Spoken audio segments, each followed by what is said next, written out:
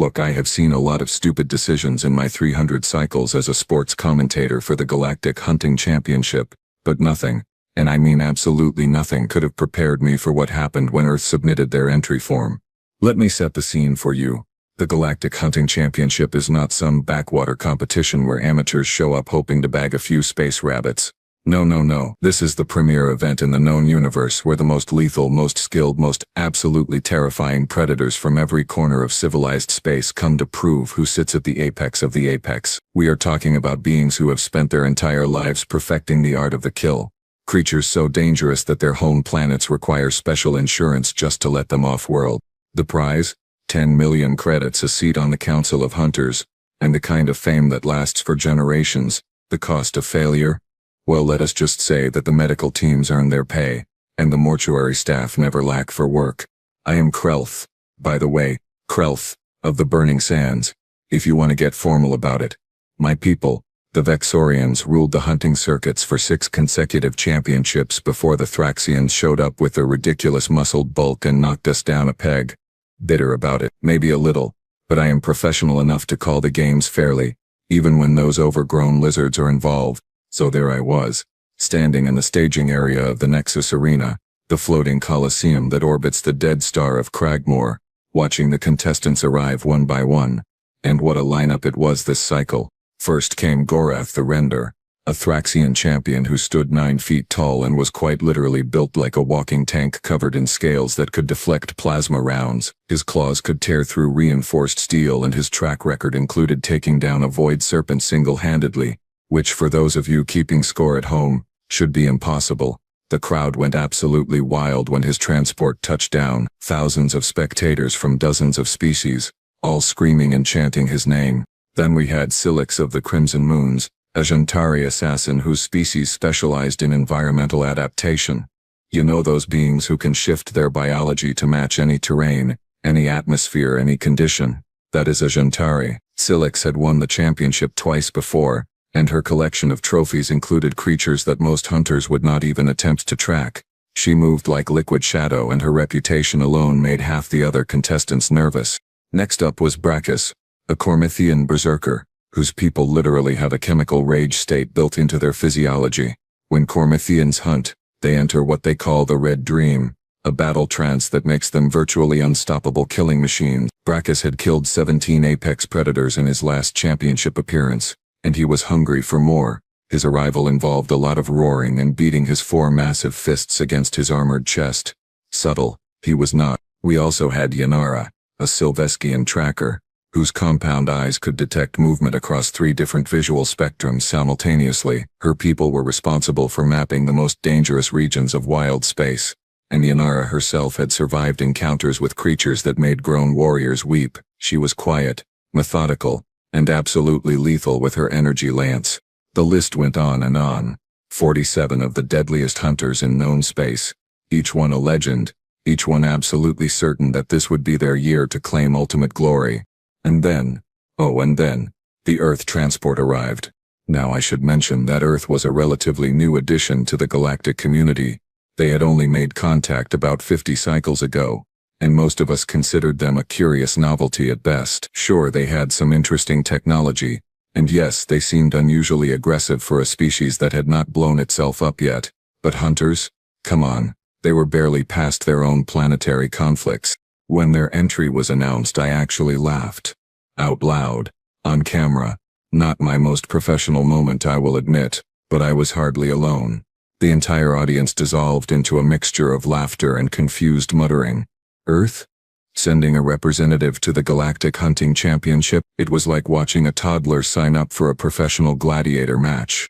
The transport ramp lowered and out stepped their champion. She was, and I am not exaggerating here, underwhelming.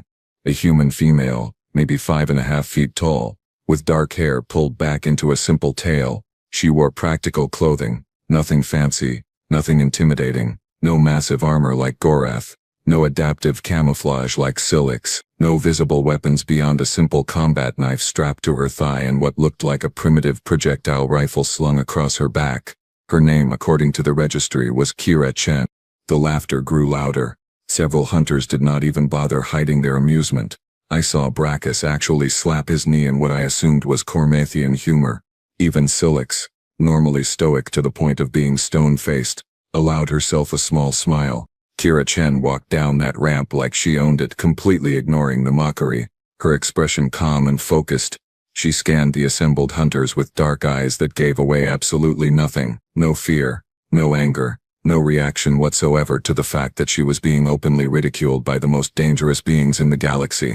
I leaned into my recording crystal and said, with all the confidence of someone who had covered 20 championships, that Earth had just signed their representative's death warrant, that this was going to be a short, embarrassing display that would hopefully teach these newcomers some humility. Now, looking back at that recording, knowing what I know now, watching my smug, ignorant face making predictions, I want to punch myself in the mouth. Because Kira Chen did not just compete in that championship, she redefined what it meant to hunt. The Nexus Arena is not what you would call a friendly environment. Actually, let me rephrase that. The Nexus Arena is specifically designed to kill you in the most creative ways possible, and if you somehow survive the terrain, well, that is when the real fun begins. Picture a contained biodome spanning 200 square miles of artificially generated hellscape. We are talking about every type of deadly environment you can think of, all crammed together in a patchwork of pure nightmare fuel. Dense jungle zones where the trees themselves are carnivorous, volcanic plains where the ground can open up and swallow you whole at any moment, frozen wastelands where the temperature drops low enough to freeze methane solid, acidic swamps that can dissolve bone in under 30 seconds, and my personal favorite, the Razorback Mountains where the rock formations are sharp enough to slice through combat armor. The arena shifts too, because apparently regular death traps are not exciting enough for modern audiences. Entire sections rearrange themselves every few hours, ensuring that no hunter can ever get too comfortable with their surroundings. You might set up camp in a nice defensible cave, only to wake up and find yourself at the bottom of a lake that was not there before. But here is the thing that really makes the championship interesting. The terrain is not even the main threat. No, the real stars of the show are the predators we release into the arena alongside the hunters. This cycle, the arena masters had outdone themselves. They had acquired specimens that made even me, safe in my commentator booth 3 miles above the action, feel a cold spike of fear run down my spine. 20 bladooing raptors, creatures from the death world of Scar Prime that hunt in coordinated packs and can fly at speeds exceeding 200 miles per hour. Their talons are monomolecular edges that can slice through just about anything organic. 5 Titan Crushers, massive armored beasts weighing upwards of 30 tons each, with jaws powerful enough to bite a military transport in half. They are mostly ambush predators, which somehow makes them even more terrifying because you never see them coming until it is way too late. A dozen shadow stalkers, semi-transparent predators, that are basically invisible in low-light conditions. They have been known to follow prey for days, waiting for the perfect moment to strike. Their venom causes complete neural shutdown within seconds, and the prize specimen, the one that had the entire arena holding its collective breath, a fully grown void drake. Yes, you heard that right, a void drake. Those things are supposed to be extinct, but apparently someone found a surviving egg in deep space and thought it would be hilarious to raise it for this championship. The creature was 40 feet long, could breathe plasma hot enough to melt titanium, and had an intelligence rating that put it uncomfortably close to sentient. Releasing it into the arena was either brilliant or completely insane, and I still have not decided which. When the starting horn sounded, the veteran hunters moved with practiced efficiency. Gorath charged straight into the jungle zone, his massive frame crashing through vegetation like it was not even there. Within 10 minutes he had already taken down 2 bladooing raptors, ripping them apart with his bare claws while roaring his dominance. The crowd loved it, chanting his name so loud that my audio feeds distorted. Cilix disappeared completely. One moment she was standing at her starting position. The next she had melted into the terrain so perfectly that even our high-definition tracking cameras lost her. Jintari hunters do not fight fair. And why should they? Survival is not about honor. It is about being the last one breathing. Brachus entered his red dream almost immediately, his eyes glazing over as the battle chemicals flooded his system. He went tearing through the volcanic plains, hunting anything that moved. Within the first hour he had killed 3 shadow stalkers and was working on tracking a Titan Crusher. Pure, unfiltered aggression. It was honestly impressive to watch in a horrifying kind of way. Yanara set up a sniper position in the Razorback Mountains, her energy lance already claiming kills from over a mile away. Calculated, precise, Efficient. That is how Sylveskians operate. And it was working beautifully for her. And then there was Kira Chen. While every other hunter was busy racking up kills and establishing dominance, the human did something that nobody expected. She sat down. Right there at her starting position, she just sat down on a rock and started watching. Not hiding, not setting traps, not charging off to claim territory, just sitting, observing, her head slowly turning as she scanned the arena with those dark, unreadable eyes. She pulled out what looked like a primitive paper notebook and started making marks in it with an actual physical writing implement. I zoomed in with my camera, baffled. What in the seven hells was she doing? The audience started murmuring, confused, amused. Some were already calling for her elimination, saying she was wasting everyone's time. But here is what made my scales itch with sudden unease. Every few minutes she would glance up at the sky, tracking something I could not see. Then she would make another mark in her notebook. Her expression never changed. Calm, focused, patient. She was not preparing to hunt the predators. She was studying the other hunters. By hour 3, the scoreboard was lighting up like a festival display. And the veteran hunters were doing exactly what everyone expected them to do. They were dominating. Gorath had accumulated 11 kills, including one of the Titan Crushers, which he had somehow managed to flip onto its back before tearing into its soft underbelly. The footage was graphic enough that we had to blur some of it for the more squeamish species in our audience. His strategy was pure Thraxian doctrine.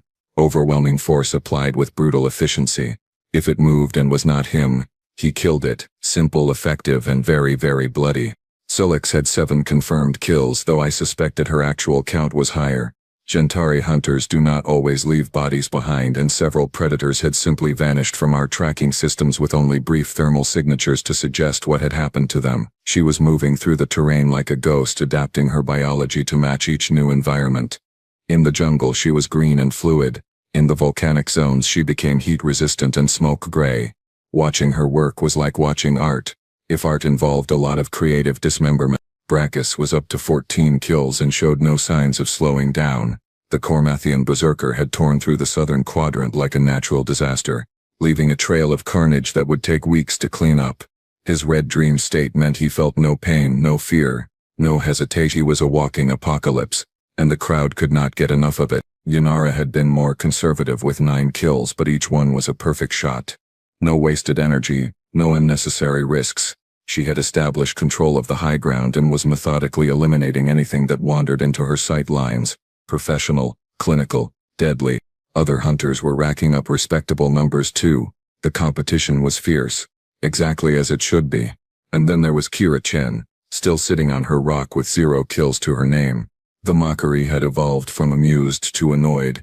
Audience members were demanding refunds, saying Earth had sent a defective representative. Some of the bookmakers had already paid out bets on her being the first elimination. She had become the joke of the entire championship, and honestly I could not blame people for thinking that way. Except something was bothering me. Something I could not quite put my claws on. She had moved exactly 3 times in 3 hours. Each time she relocated to a new observation point, always choosing positions with excellent sight lines and natural cover. She was not hiding. But she was not exposing herself either, and that notebook she kept writing in that primitive notebook, filling page after page with observations. I pulled up her biometric readings out of curiosity. Heart rate, steady. Stress hormones, baseline. Adrenaline, normal resting levels. She was not scared, not panicking, not even slightly rattled by the absolute chaos happening around her. That was when things started getting weird. At hour 4, Riken the Flayer, a Quellan hunter with a reputation for brutal efficiency, went silent. His transponder signal just stopped. One moment he was tracking a pack of blood-doing raptors through the eastern jungle, the next moment nothing. Our cameras could not find him. His life signs had flatlined. The arena medics scrambled to locate his body, but there was a problem. No body, no blood trail, no signs of struggle. He had simply ceased to exist. 15 minutes later, Thraxus, a Mandorian warrior with 12 kills already on the board, suffered the same fate, moving through the acidic swamps 1 second, gone the next. Transponder dead, no distress signal, no final transmission, just gone. The audience grew quiet. This was not normal. Predators left evidence. They left bodies, or at least pieces of bodies. This was something else entirely. At hour 5, Kira Chen finally moved with purpose. She stood up, stretched like she had all the time in the world, and began walking north toward the Razorback Mountains. Not running, not sneaking, just walking with calm, measured steps. She moved like someone taking an afternoon stroll, completely at odds with the death trap environment surrounding her. A bludgeoning raptor spotted her from above, shrieked its hunting cry, and dove toward her with talons extended. What happened next took maybe 2 seconds, but I have watched the replay about 500 times since then.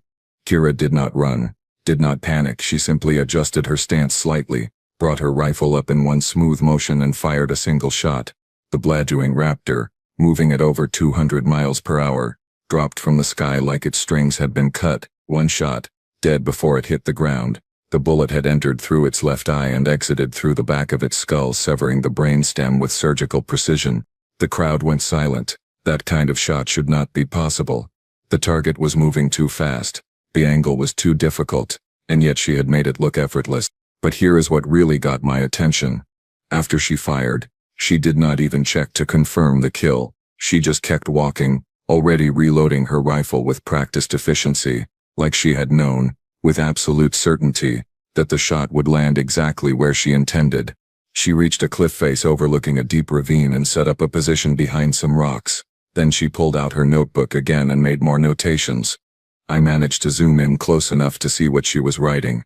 Hunter positions, movement patterns, behavior predictions, terrain advantages, kill zones. That was when it hit me like a plasma bolt to the face. The reason we could not find Rakin or Thraxis, the reason their transponders had gone dark without any struggle, the reason their bodies had vanished. Kira Chen had not been ignoring the championship. She had been waiting for everyone else to tire themselves out, to become predictable, to focus so intently on the arena's predators that they forgot the most important rule of any hunt. Always know who else is hunting. She was not here to compete with the other hunters. She was not here to prove herself against the arena's predators. She had let everyone else waste their energy, their ammunition, their focus on creatures that were not the real threat, because in Kira Chen's mind, the real prey were the 46 other hunters in this arena. The predators we had released were just obstacles, distractions, background noise. She had been studying everyone, learning their patterns, identifying their weaknesses, planning her kills down to the smallest detail, and now, after hours of patient observation, after letting everyone else establish their territories and fall into comfortable routines, she was ready to start her actual hunt. At hour 6, another hunter vanished, then another, then 2 more in quick succession. Our cameras could not catch her doing it. Our tracking systems showed nothing, but the pattern was undeniable. Hunters were dying, and they were dying in ways that suggested someone who knew exactly what they were doing. The arena scoreboard updated. Kira Chen's kill count jumped from 0 to 6, not 6 predators, 6 hunters. Confirmed eliminations, though we still had not found any body. The crowd's mockery died in their throats. The laughter stopped, and for the first time in 20 championships I felt genuine fear crawl up my spine. Earth had not sent a hunter to compete. They had sent an apex predator to thin the herd. By hour 8, panic had replaced confidence, and the championship I had covered for 3 centuries had transformed into something I did not recognize. Something terrifying. The scoreboard told a story that should not have been possible. 15 hunters eliminated, not by bludgeoning raptors or titan crushers or even the void drake. No, they had fallen to Kira Chen, and the remaining contestants were finally starting to understand what was happening to them. Gorath the Render, the overwhelming favorite to win this whole thing, was the first of the elite hunters to figure it out. I watched his biometrics spike as he stood in a clearing, surrounded by the corpses of creatures he had killed, slowly turning in circles. His thermal vision had picked up something, a heat signature that vanished the moment he focused on it. He roared a challenge, beating his chest, demanding that whoever was stalking him show themselves. Kira did not take the bait. Of course she did not. Why would she? Instead, she waited until he turned his attention back to tracking the void drake which had been terrorizing the western quadrant. She waited until he was focused, committed, moving through a narrow canyon with high walls on both sides, and then, only then, did she make her move. 3 shots rang out, echoing off the canyon walls. Not at Gorath, that would have been pointless against his armored scales. No, she shot the cliff face above him, triggering a rock slide that buried him under several tons of stone. His transponder went dark instantly. His life signs flatlined 3 seconds later. the 9-foot-tall champion of the Thraxian Empire, killer of void serpents, favorite to win his third championship, taken out by a 5.5-foot-tall human who understood that you do not fight strength with strength. You use the environment, you use patience, you use your brain. The crowd sat in stunned silence. Someone in the luxury boxes actually fainted. Silix, to her credit, adapted immediately. She went to ground, using every stealth technique her species had developed over millennia. She became practically invisible, her biological camouflage perfect, her movements completely silent. If anyone could avoid Kira's hunt, it would be her. Except Kira was not hunting with her eyes. That became clear when Silix, hidden in a grove of carnivorous trees, suddenly staggered and collapsed. Our medical scanners detected a fast-acting neurotoxin in her system, but the delivery method made no sense. There were no dart wounds, no injection marks, nothing to suggest how the poison had entered her bloodstream. It took our forensics team 6 hours after the championship ended to figure it out. Kira had spent her first 3 hours in the arena not just observing the hunters but observing the predators. Specifically, she had been watching the shadow stalkers and collecting samples of their venom using techniques that our experts still do not fully understand. Then she had weaponized it, coating her knife blade and several makeshift darts with a substance that caused complete neural shutdown.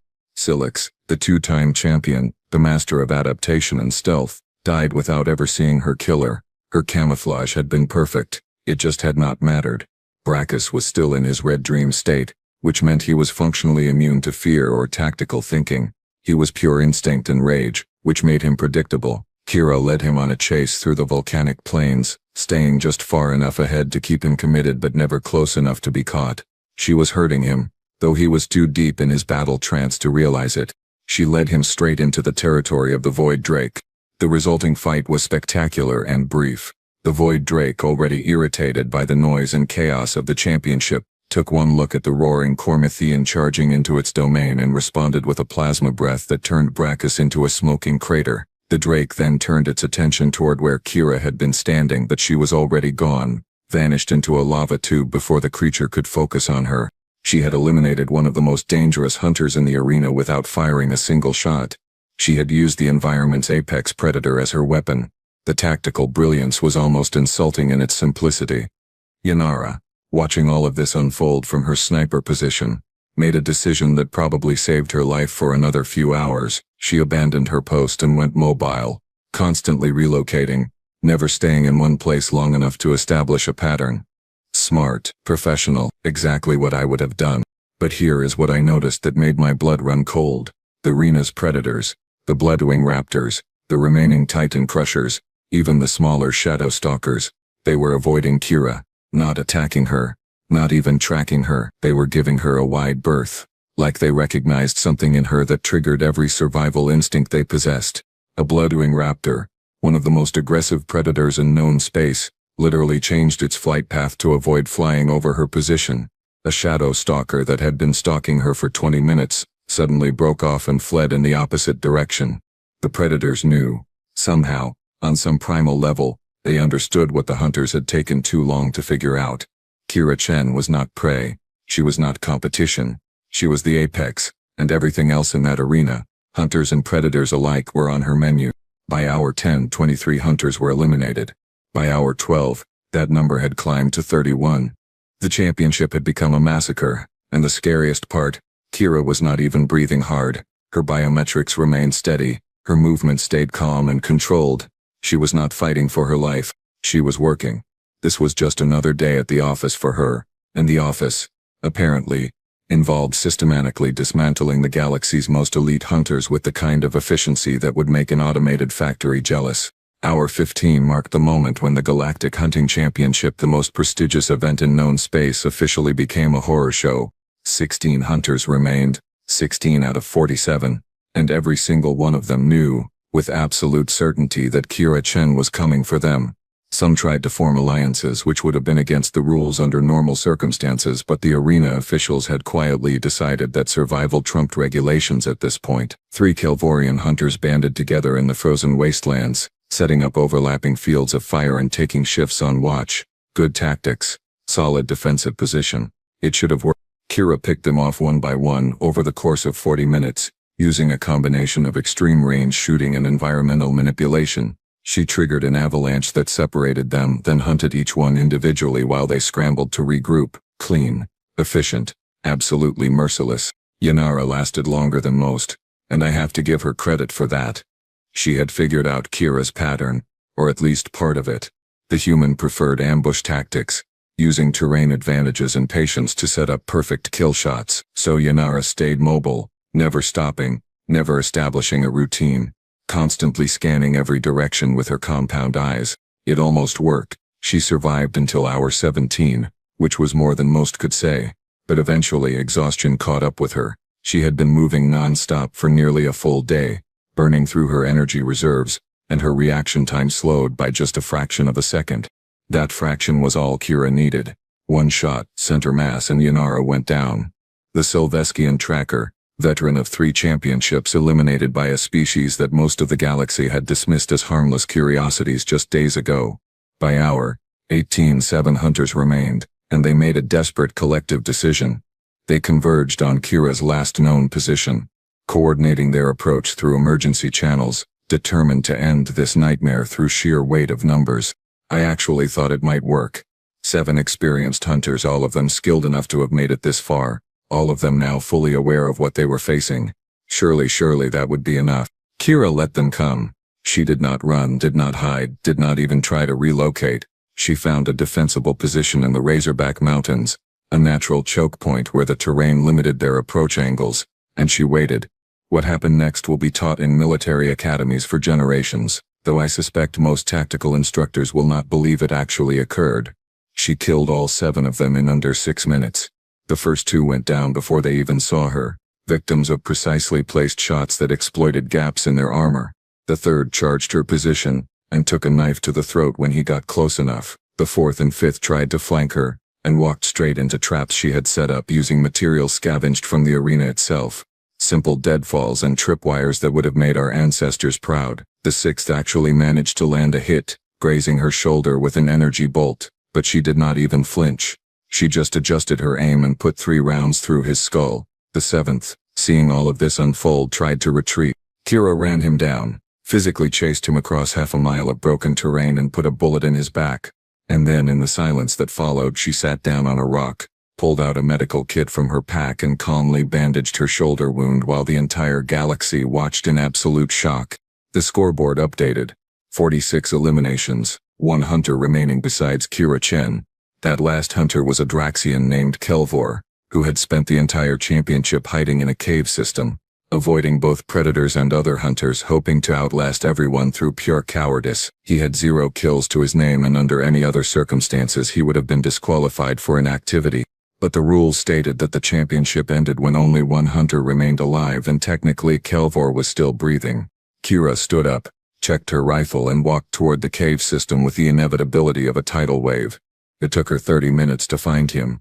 Kelvor surrendered immediately, begging for mercy, offering her the prize money, anything to make her stop.